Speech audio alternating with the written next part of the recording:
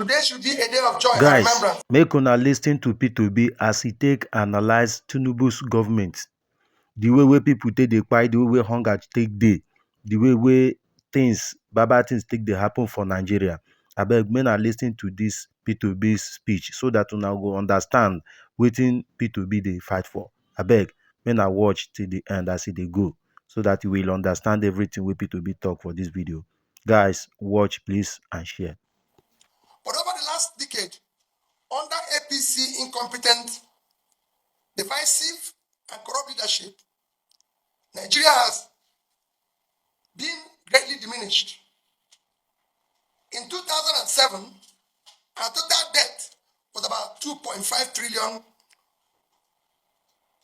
only about 10% of our GDP, after President Obasanjo's government has successfully secured debt forgiveness of over $30 billion. By 2014, Nigeria had become Africa's largest economy and was primed to achieve middle income status. In 2015, for the first time, a ruling party was defeated in a presidential election, marking another milestone for our democratic journey.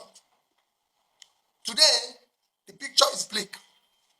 Our total debt stands at about 170 trillion, nearly 50% of our GDP, without any improvement in our productive sector.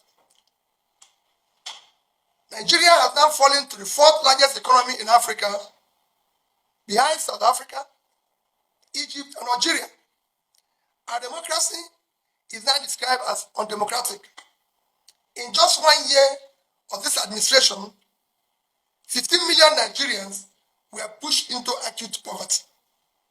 Today, more than 150 million Nigerians lack access to basic health, education, water, and sanitation. The number is growing daily under the APC government that pursues brutal revenue-driven policies while ignoring the people's welfare.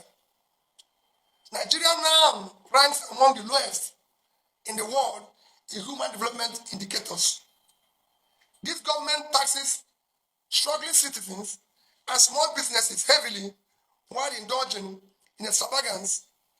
Billions are spent on new presidential jets, yachts, and luxury cars, the cost of which is more than the 2024 budget for primary health care.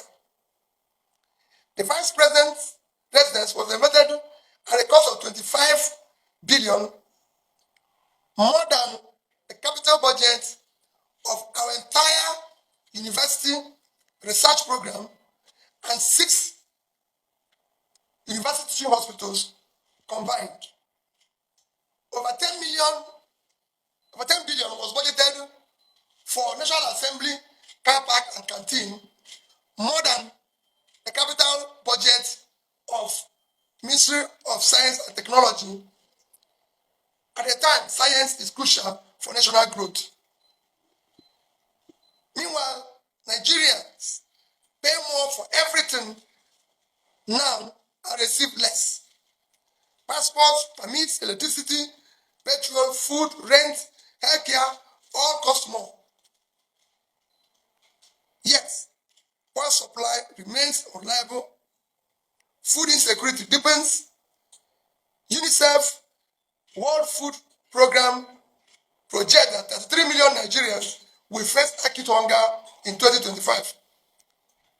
This government borrows recklessly, not for investment in productive infrastructure, but for wasteful consumption. Insecurity has further crippled our economy.